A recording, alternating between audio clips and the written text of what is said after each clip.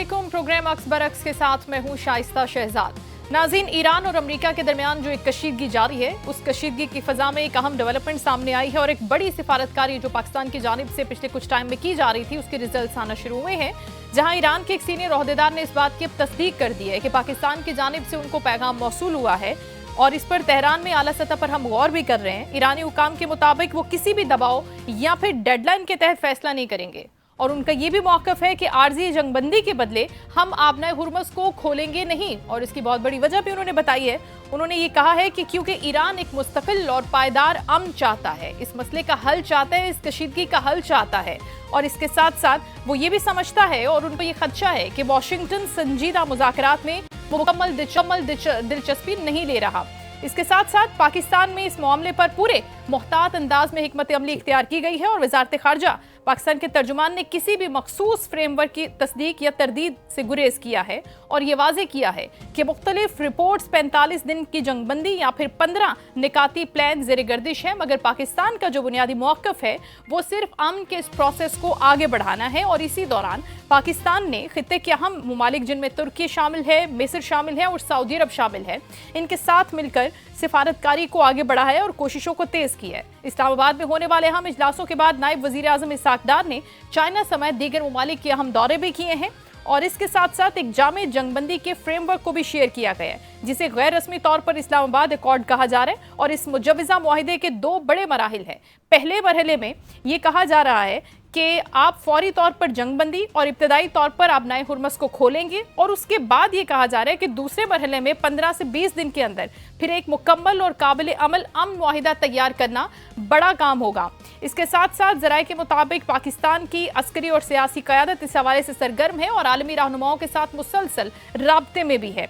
पाकिस्तान खित्ते में एक अहम सालिस का किरदार अदा कर रहा है, ये तासुर भी दिया जा रहा है इन राब्तों के तहत। और इसके साथ साथ जो पाकिस्तान के अंदर मुआशी मसाइल हैं वो भी चैलेंजेस बढ़ते जा रहे हैं, उन पर भी हम बात करेंगे। हुकूमती ज़राए के मुताबिक यूएई को तकरीबन $2 अरब की अदायगी का फैसला कर लिया गया है, जिसके बाद अब मजमूई तौर पर जून तक हमें ये 4.8 अरब की अदायगियाँ करना है। लेकिन हुकूमत का ये कहना है कि मुतबादिल ज़राए से बंदोबस्त कर लिया गया है और 2 ममालिक की जानिब से $5 अरब की यकीन दहानियाँ हमें मौसूल हो चुकी हैं कि $5 अरब से ज़ायद की यकीन दहानी की गई है कि ये करेंगे, ये पैसे पे करेंगे। दूसरी जानिब हम इलाकाई और आलमी सतह की बात करते हैं, जिसमें पाकिस्तान की हिकमत अमली यानी क्रिप्टो डिप्लोमेसी भी तवज्जो हासिल कर रही है।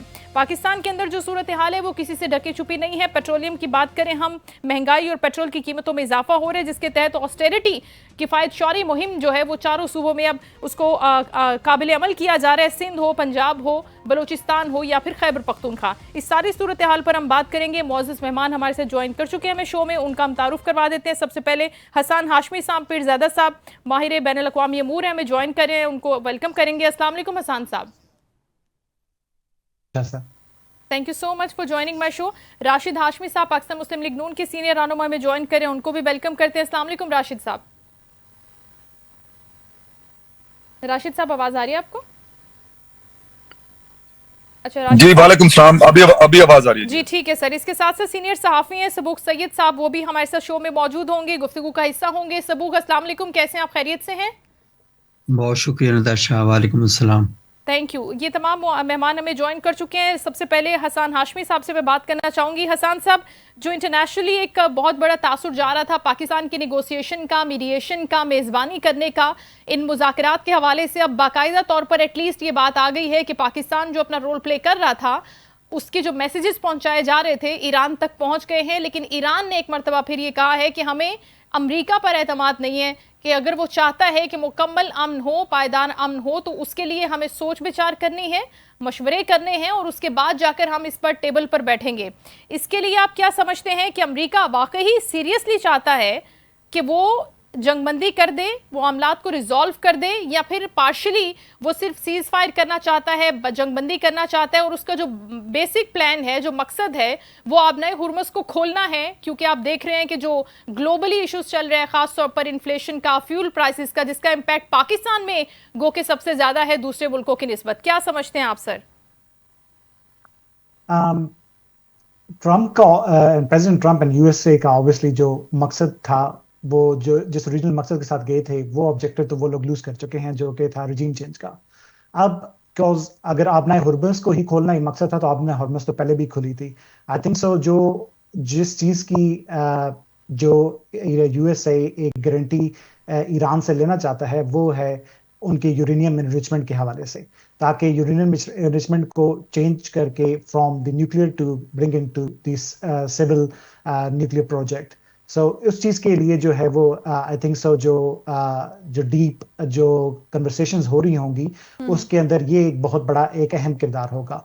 बाकी आपने बिल्कुल जो है वो सही कहा कि अमेरिका इस जंग से इस वक्त इसलिए ऑफ रैंप चाहता है बिकॉज अमेरिका के मिड टर्म इलेक्शंस बड़े सर के ऊपर हैं, जिसके अंदर ट्रंप उससे पहले इससे बाहर निकलना चाहेंगे बिकॉज वो इस वॉर का इम्पैक्ट जो है वो उन इलेक्शंस पे नहीं आना देना चाहते। ऑल्सो जो इकोनॉमिक सिचुएशन है दुनिया की वो काफी जो है वो सख्त है, इस वजह से कि पूरी दुनिया इससे सख्त तरीन मुतासर है इस वक्त। जो बैरल ऑफ द ऑयल है दैट इज $115 एंड अप, और जो एक्सपेक्टेशन जो इकोनॉमिस्ट कह रहे हैं वो 150 तक कह रहे हैं अगर ये जंग मजीद जारी रहती है। तो ट्रंप एक बिजनेसमैन है भी हैं और वो इकोनॉमी के हिसाब से जो है वो अपनी प्रेस कॉन्फ्रेंसेस अपनी अनाउंसमेंट सारी करते हैं। सो होपफुली जो अमेरिका चाहता है वो चाहता है कि एक ऑफर मिले जिसके अंदर वो एक अपनी विक्ट्री को डोमेस्टिक पोस्चर में भी कर सकें, और ईरान भी यही चाहता है कि ईरान को जो कंसेशंस ईरान को चाहिए इकोनॉमिक तौर के ऊपर वो ईरान मिल सके और उनका मिसाइल प्रोग्राम इंटैक्ट रहे।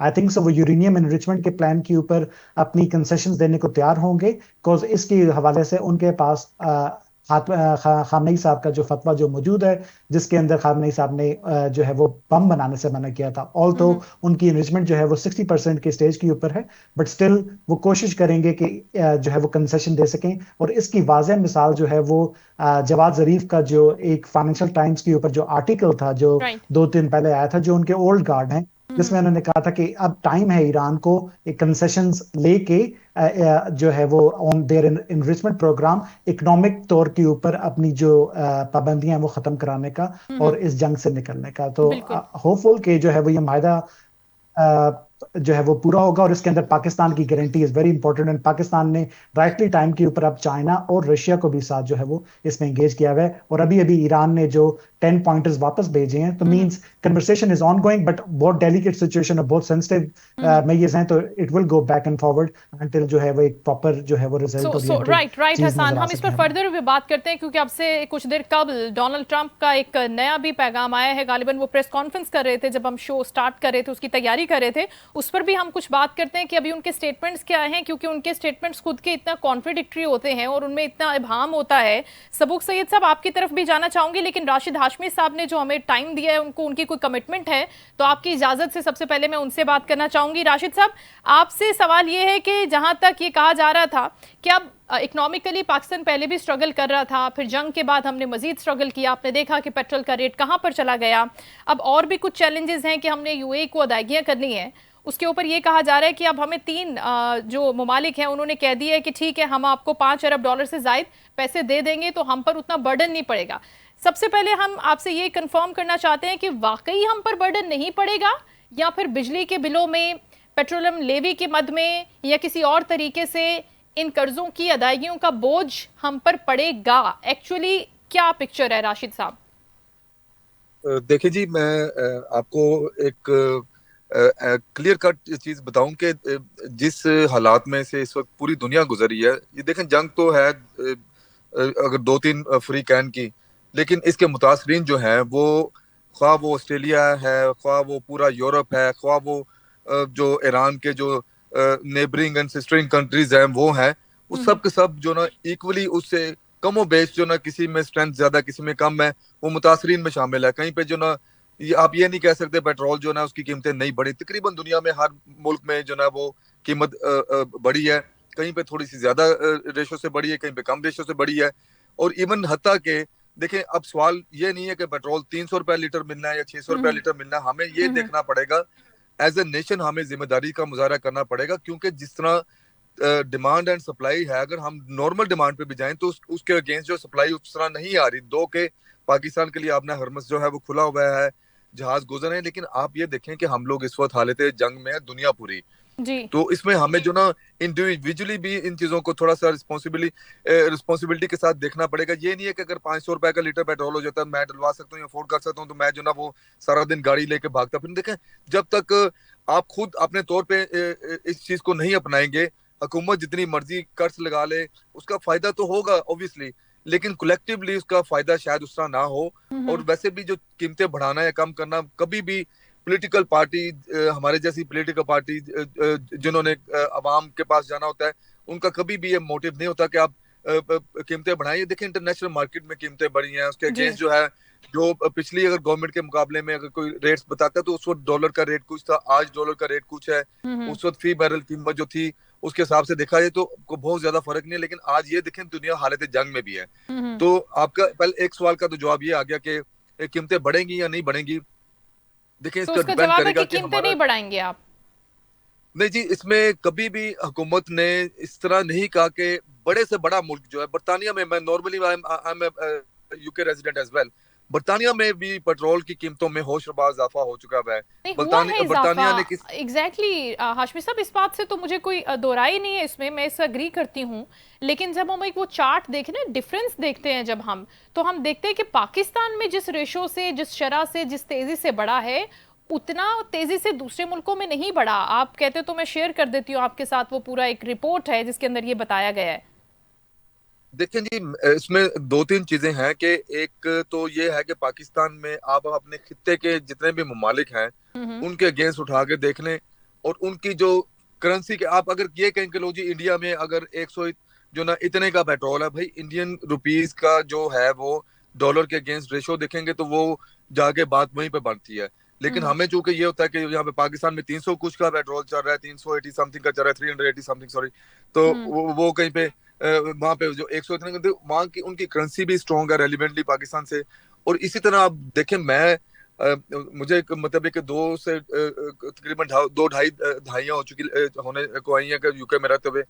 आज से मतलब एक दो दहाई कबल तक हम लोग यही कहते थे कि पाकिस्तान में जो ना वो जो क्या से कहते हैं कि सॉरी, यूके में कीमतें नहीं बढ़ती, दूध उसी तरह मिलता है, आपकी ब्रेड लेकिन उसी अब तरह बढ़ी है, मिलती आप है। कह रहे हैं कीमतें, अब इजाफा हुआ है। बेशुमार और होशरुबा इजाफा नहीं हुआ नहीं, है, बिल्कुल थोड़ा हुआ भी है, नहीं, बहुत अमेरिका ज्यादा में भी इजाफा हुआ है, बहुत हमें रिपोर्ट्स हैं जी इस जी हवाले से भी। सुबुक साहब, आप जी। बताइएगा, राशिद साहब की इस गुफ्तगू को आगे लेकर चलना चाहेंगे। आप जाहिर है सीनियर सहाफ़ी हैं, आपसे एनालिसिस चाहूंगी, क्या ये एक फेयर रिस्पॉन्ड था जो उन्होंने दिया कि जिस रेशो से, जिस शरह से पाकिस्तान के अंदर महंगाई में इजाफा हुआ है, अभी बिजली की कीमतों में इजाफा होगा, पेट्रोल की कीमतों में इजाफा हुआ है, ये जिस तरह से पेट्रोल बम गिराए जा रहे हैं, आपको लगता है कि बाकी दुनिया में भी, चाहे हम अपने खित्ते की बात करें, मिडिल ईस्ट की बात नहीं भी करते, हम यूरोपियन कंट्रीज की बात कर लेते हैं, तो वहां पर भी आपको लगता है कि इसी तरह से इजाफा हुआ? और ये इज इट फेयर कि पाकिस्तान के अंदर जिस तरह ये कहा जा रहा है कि अब आप शादी हॉल्स को, स्कूल्स को, और फिर कोविड की तरह से लॉकडाउन कर दें और फिर इस तरह से हम सिचुएशन को कंट्रोल कर सकते हैं, आपको लगता है कि ये अच्छा एक प्लान है सबूक साहब?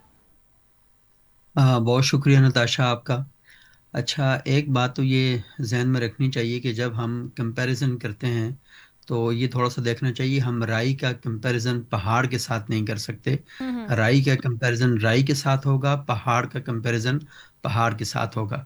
अमेरिका में, बरतानिया में जो वहाँ की इकॉनमी है, वहाँ पे जो पर कैपिटा लोग जो कमाते हैं, रियासत जो कमाती है, शहरी जो करते हैं, उसमें और पाकिस्तान में बड़ा ज़मीन आसमान का फ़र्क है।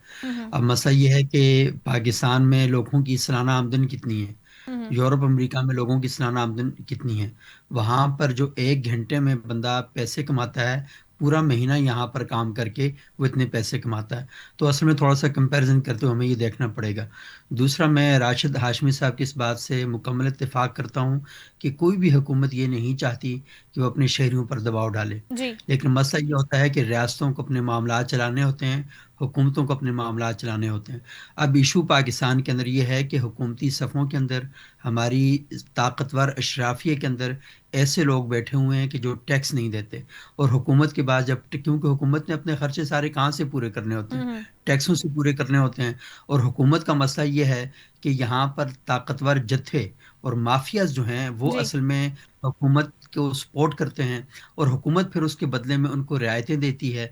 और इस वजह से मुल्क नहीं चल रहा, क्योंकि हमारा मुल्क सिस्टम की बुनियाद पर नहीं चल रहा। हमारा मुल्क क्या कहते हैं, ताल्लुकात की बुनियाद पे चल रहा है। और शख्सियात की बुनियाद ताल्लुकात में पर। आपको एक आंख बंद करनी पड़ती है, तभी दूसरी आंख आपकी खुली रहती है। तो ये असल में बड़े बुनियादी और बड़े अहम नुकात हैं। और मैं ये समझता हूँ कि पाकिस्तान के अंदर बहुत से बुनियादी इशूज हैं, और हमारी हुकूमत के पास वक्त ही नहीं है, क्योंकि हमारी हुकूमत कभी तो एक पेज के लिए मुसलसल कोशिशें कर रही होती है कि हम हम्म एक पेज पर ही रहें, और दूसरा कभी हमारी हुकूमत का ये मसला है कि वो एक तराजू में मेंढक उठा के बैठी हुई है। ये हम्म जो इत्तेहादी हुकूमतें होती हैं, इनका सबसे बड़ा अलमिया और मसला यही होता है कि एक मेंढक नीचे चलता है, उसको उठा के रखती है, तो दूसरा उधर से गिर जाता है। तो हम्म। ये असल में इस तरह हुकूमतें चल ही नहीं सकती। ये जो सिस्टम है, ये सिस्टम चलने वाला है ही नहीं, और ये लेकिन सिस्टम लेकिन है लेकिन भी इससे नहीं। पहले भी चल रहा था, पीडीएम की गवर्नमेंट थी, अभी भी इत्तेहादी हुकूमत है, वो तो कहते हैं कि कोई मसला ही नहीं है, हम तो बड़े अच्छे से चल रहे हैं, हमारे दरमियान तो कोई डिफरेंसेस ही नहीं है।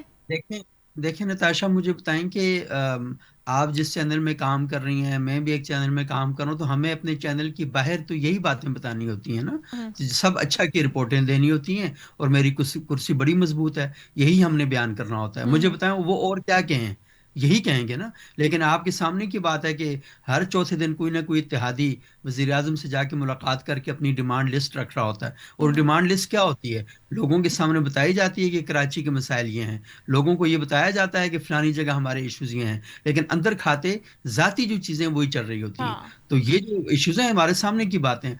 लेकिन राइट। मैं असल में ताशा, क्योंकि ये तो मामला हमारा है, लेकिन जो बुनियादी जो इशू है वो तो असल में जो आपने अपना इंट्रो दिया था वो है। हम्म मैं जो हसन पीरजादा साहब ने बात की, उसके अंदर एक सबसे इम्पोर्टेंट बात यह है ना कि इस वक्त जो ये जो पाकिस्तान ने एक थोड़ा सा जंगबंदी की तजवीज़ है, उसको अमेरिका और ईरान दोनों तक पहुंचाया है। वहां पर जो सबसे इम्पोर्टेंट बात यह है कि ये जो तजवीज़ है, अब आपको बताना है कि ईरान फौरी तौर पर कोई सालसी की जो वो है वो कबूल नहीं कर रहा। और दूसरी बात, हमारी पोजीशन इस वक्त सालसी की है भी नहीं है, हमारी जो पोजीशन है वो फैसिलिटेटर या सहूलतकार की है। हम्म तो ईरान ये तो चाह रहा है कि जो बातचीत के दरवाजे हैं ये खुले रहने चाहिए, ताहम ये कोई हतमी रजामंदी नहीं, अभी आप सिर्फ लिसनिंग फेज के अंदर हैं। और दूसरी बात यह है कि इसे आप कोई बड़ा ब्रेक थ्रू बिल्कुल नहीं कह सकते। उसकी बुनियादी वजह यह है कि ईरान में फैसले हुकूमत नहीं करती, ईरान में फैसले सुप्रीम नेशनल सिक्योरिटी काउंसिल जो है वही करती है, और वो आला क़यादत की मंजूरी से होते हैं। और इसका मतलब यह है कि ये जो फैसले अभी हो रहे हैं, हमें बिल्कुल तवक्को नहीं रखनी चाहिए कि वो जल्दी होंगे, अच्छा। क्योंकि ईरान इस वक्त अपनी प्लेट में सारे मसले लेकर बैठा हुआ है, राइट। और अमेरिका उस प्लेट में सिर्फ एक मुतालबा लेकर बैठा हुआ है कि मुझे आपनाए हुर्मुज को खोलना है। और आपको हम्म। पता है कि 20% जो ऑयल की सप्लाई है दुनिया भर के लिए, वो आपनाए हुर्मुज से होकर गुजरती है। बिल्कुल। और अब इसको ना वो जो करता है कि ईरान इसको स्ट्रेटेजिक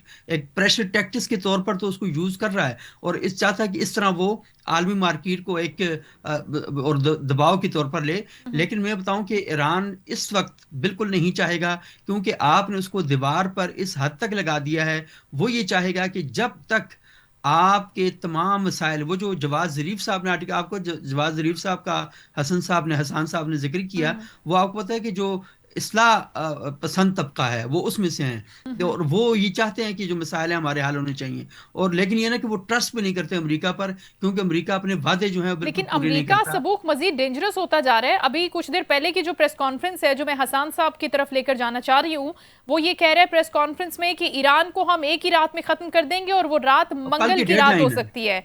ठीक है, कल जिससे की डेडलाइन दी हुई उन्होंने। कल की हाँ। डेडलाइन दे दी। और उसके बाद मुश्तबा खामनाई साहब तो ये कह चुके हैं कि अब शहरी इंफ्रास्ट्रक्चर पर हमले ईरान कर रहा है। तो अब तो सर वो मजीद खतरनाक हो रहा है ना। वो ये कह रहा है कि अब आप डू और डाई की सिचुएशन के अंदर है। तो हसन साहब क्या लग रहा है, यहाँ पर ईरान के ऊपर सख्तियां मजीद हो रही हैं, ईरान का नुकसान भी हो रहा है, दूसरी जानिब आपने हुर्मुज़ को वो खोलना भी नहीं चाहता। तो अभी आपको क्या लग रहा है कि क्या वे आउट होगा इनके लिए, हसन साहब?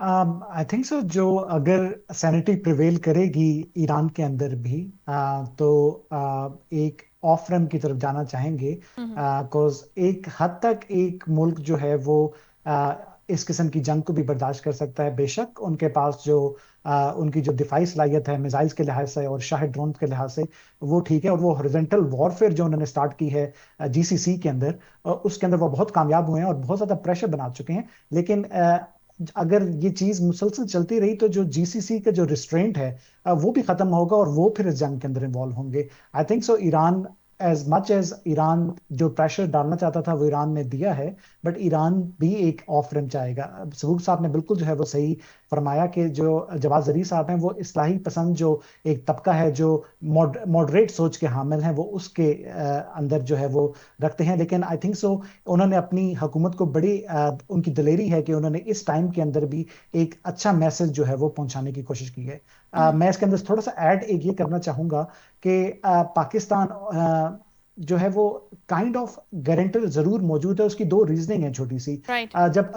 जब हुतीस का जो जो एक पैचअप हुआ था सऊदीया के साथ, जिसके अंदर अली लरजानी साहब जो है वो सऊदीया गए थे, उसके अंदर भी पाकिस्तान की बैक चैनल डिप्लोमेसी शामिल थी और पाकिस्तान उसके अंदर भी जो है वो शामिल था। दूसरा जो लास्ट जो 12 डेज वॉर थी, उसके अंदर पाकिस्तान ने with the help of Qatar जो मीडिएशन हुई, उसके अंदर आप अगर थोड़ा सा जो है वो इवेंट्स के टाइमलाइन के ऊपर जाएं, तो जो फील्ड मार्शल थे वो 6 दिन पहले जो है वो लंच करने ट्रंप के साथ मौजूद थे। और उसके बाद ही आपने देखा कि वहां पे भी एक ऑफ रैंप मिला जिसके अंदर से जो है वो दोनों मुल्क इस जंग से बाहर आ सके। इस जंग के अंदर इससे पहले भी जब ये मुआहदा जो है वो सॉरी इस जंग के स्टार्ट होने से पहले भी जब नेगोशिएशन स्टिल जारी थी, उसके अंदर भी जो है वो चीफ मार्शल जो है वो फील्ड मार्शल जो है वो गए ओमान और उन्होंने स्टीव विटकॉफ और जेरेड कुशनर से बातचीत की। दरअसल ये मसले बहुत पेचीदा हैं। अगर हम इनको सिर्फ थोड़ी सी हिस्ट्री की नजर से भी देखें तो जब लास्ट टाइम जो एटॉमिक जो एक मुआहदा ओबामा एडमिनिस्ट्रेशन के अंदर भी हुआ था, वो 2013 के अंदर स्टार्ट हुआ था और उसको अपनी सही शक्ल में आते आते 2015 तक वो अपनी सही शक्ल में आया था।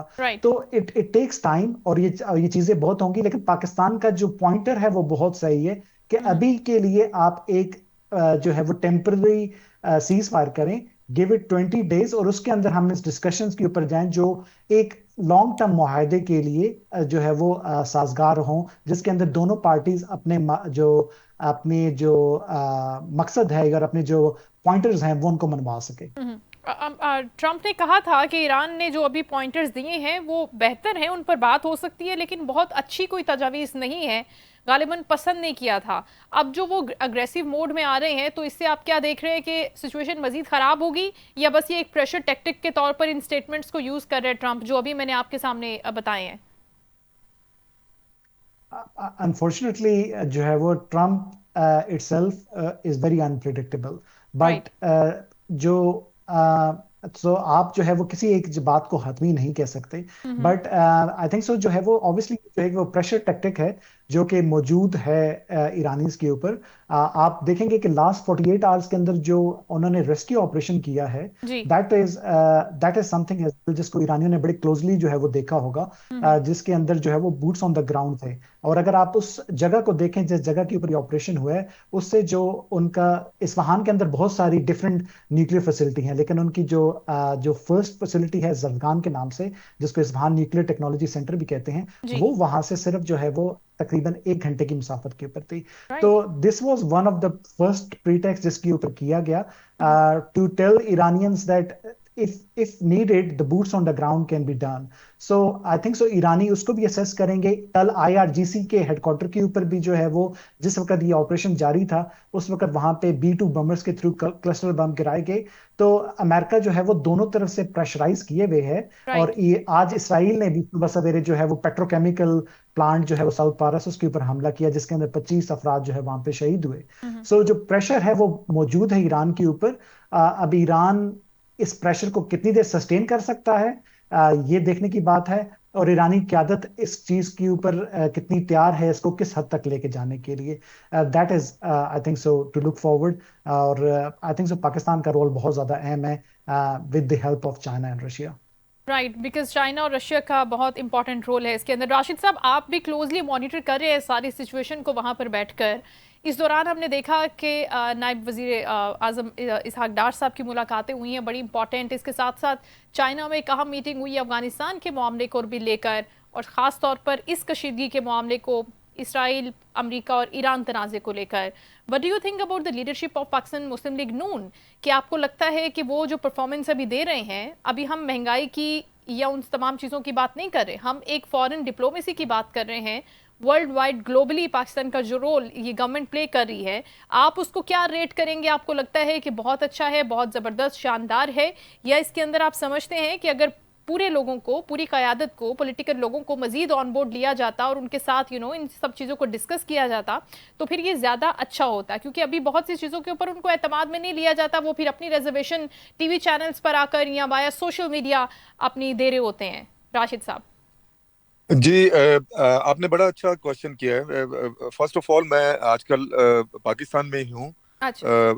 हाँ जी, तो और मैंने लकीली, चूंकि आपने कहा कि इसहाक डार साहब का जो हमारे नायब वजीर आजम और वजीर खारजा हैं, तो मैं पिछले 2 दिन उन्हीं के साथ रहा हूँ, आज नहीं पर कल और परसों जो ना ठीक। गुज़िश्ता रोज, तो इस्लामाबाद भी और लाहौर में भी। तो मतलब काफ़ी चीज़ें हम लोग भी देख रहे हैं, सोशल मीडिया पे भी देख रहे हैं, उनके ट्विटर हैंडल्स पे भी देख रहे हैं, मिनिस्ट्री ऑफ फॉरेन अफेयर्स की चीज़ें भी देख रहे हैं, पाकिस्तानी मीडिया को भी देख रहे हैं। और उससे बढ़कर आप देखें कि जो इंटरनेशनल मीडिया वो पाकिस्तान के बारे में क्या ओपिनियन कायम किए हुए हैं कि बिल्कुल। पाकिस्तान इस्लामाबाद अकॉर्ड, पाकिस्तान जो है वो फैसिलिटेटर के तौर पे आ रहा है। पाकिस्तान इसहाक डार साहब के मैं मतलब हैट्स ऑफ टू हिम। आप देखें कि उन्होंने कि जिस जान फिशानी के साथ जो काम किया है, मतलब अपनी उनकी सेहत को भी उन्होंने नहीं देखा। हालांकि उस दिन वो आपने देखा कि वो स्लिप ओवर, उनके जी हेयरलाइन जी, इंजरी भी आई अनफॉर्चुनेटली वो शोल्डर के एक ऊपर। सीन हुआ था, हाँ जी बिल्कुल उनका हेयरलाइन फ्रैक्चर हुआ, जी आई थिंक, राइट?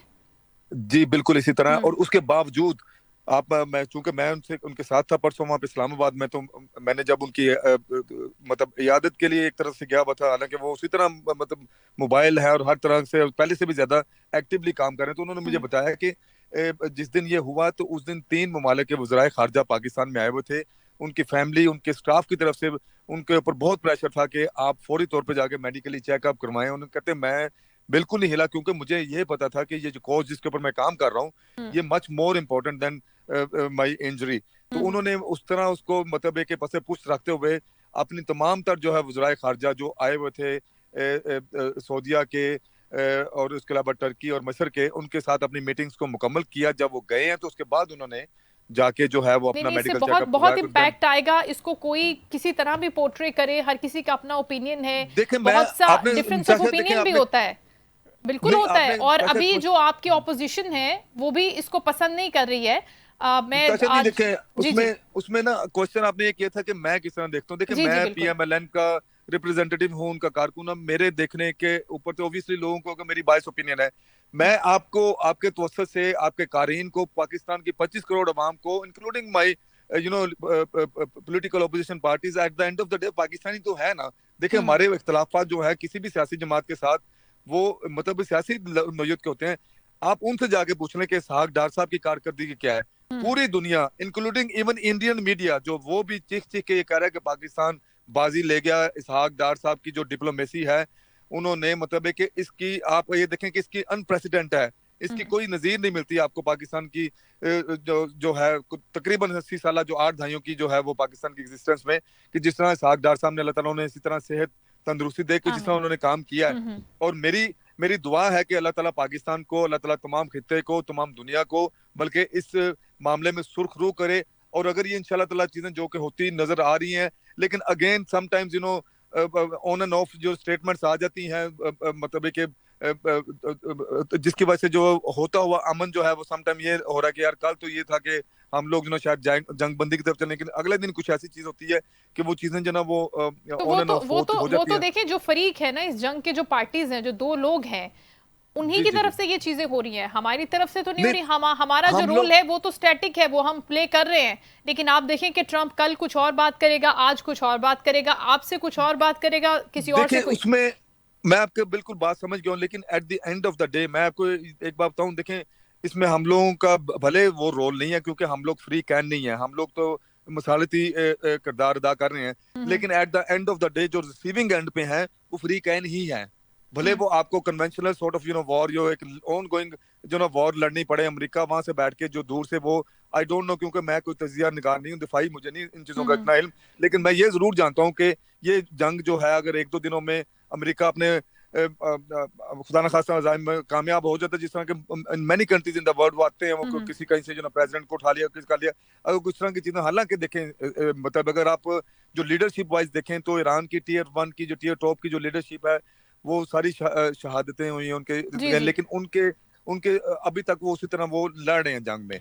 ठीक है, हम मतलब ये कि एक आम बंदा को आप लोग इस चीज को एक्सपेक्ट नहीं कर रहे थे हम लोग, लेकिन जिस तरह उन्होंने इस जंग को प्रलोंग किया है, तो वो एक तरह से वो एक टफ टाइम दे रहे हैं अमेरिका को, बावजूद इसके कि उनका बहुत ज्यादा वहां पे ऑन ग्राउंड भी नुकसान हुआ है। लेकिन मेरा मानना ये है कि वो लोग मतलब कि टफ टाइम दे रहे हैं। कोई भी बंदा, मेरा नहीं ख्याल कोई एक्सपेक्ट कर रहा था कि इतना टफ टाइम बिल्कुल उन्होंने सरेंडर नहीं किया, और ये एक्सपेक्ट खुद अमेरिका भी नहीं कर रहा था, इजराइल भी नहीं कर रहा था।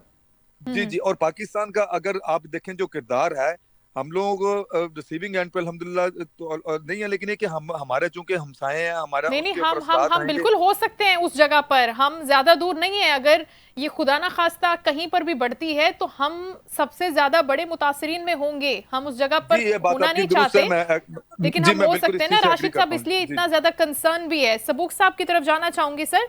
ये जो गुफ्तगू हो रही है कि इस्लामाबाद में मीटिंग्स हो रही है और पाकिस्तान बहुत अच्छे तरीके से इंटैक्ट कर रहा है, कॉन्वर्सेशंस हो रही हैं, मैसेजेस इधर से उधर जा रहे हैं, आप किस तरह से देखते हैं सबूक साहब पाकिस्तान की इस डिप्लोमेसी को, पाकिस्तान के इस रोल को, पाकिस्तान की वर्किंग को जो वो कर रहा है? चाइना से मीटिंग्स हैं, सऊदीया को ले रहा है ऑन बोर्ड, तुर्किया को ले रहा है, मिस्र को ले रहा है, तो इससे पाकिस्तान के अंदर, पाकिस्तान के लिए इन फ्यूचर आपको लगता है कि कुछ प्रोग्रेस होगी, प्रोडक्टिविटी होगी, पाकिस्तान भी आगे जा सकता है, यहाँ से वे फॉरवर्ड हो सकता है पाकिस्तान के लिए? बिकॉज हमें भी बहुत सी जगहों पर बहुत से तरीकों से चैलेंजेस का सामना है। अच्छा नताशा, सबसे पहली बात यह है कि पाकिस्तान की जो करंट पोजीशन है वो ये है कि ईरान के साथ हमारा बॉर्डर है और हमारे बहुत पुराने ताल्लुकात हैं और बहुत अच्छे ताल्लुकात हैं। सेम अमेरिका के साथ भी हमारे बहुत ही अच्छे इस वक्त वर्किंग रिलेशनशिप हैं। तीसरी बात यह है कि सऊदी अरब के साथ जो हमारा ताल्लुक है वो एक स्ट्रेटेजिक है, हमारा एक एग्रीमेंट हो चुका है। अब सोचिए कि पाकिस्तान कर क्या सकता है ना, तो पाकिस्तान का जो अपना एक रोल है वो ये है कि बैक चैनल डिप्लोमेसी वो हम कर रहे हैं। ट्रस्ट बिल्डिंग जो है, हमने आपको पता है ना कि जो कहा था, हम गए वहां पर, जो पीस बोर्ड है उसके अंदर भी शामिल हुए, और इसके अलावा हमने ट्रंप के लिए जो क्या कहते हैं अमन प्राइज का भी ऐलान किया। तो वो असल में ये वजह नहीं थी, वो हमारी मासूमियत थी कि हमने उसके लिए नोबेल प्राइज के हवाले से बात की।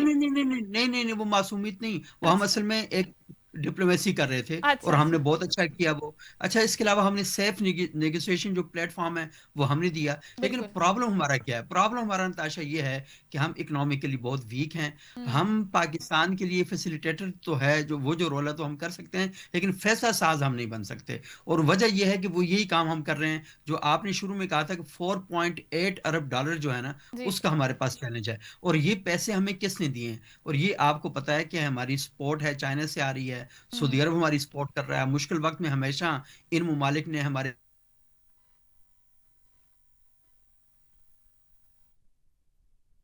जी सबूक। अच्छा, सबूक सईद साहब से राब्ता मुनक़ता हुआ है। तीनों मेहमान गुफ्तगू कर रहे थे। राशिद हाशमी साहब पाकिस्तान मुस्लिम लीग नून से, हसन हाशमी पीरजादा साहब माहिर बैनुल अक़वामी अमूर थे, गुफ्तगू कर रहे थे। सबूक सईद सीनियर सहाफ़ी गुफ्तगू कर रहे थे इन मामलात के ऊपर।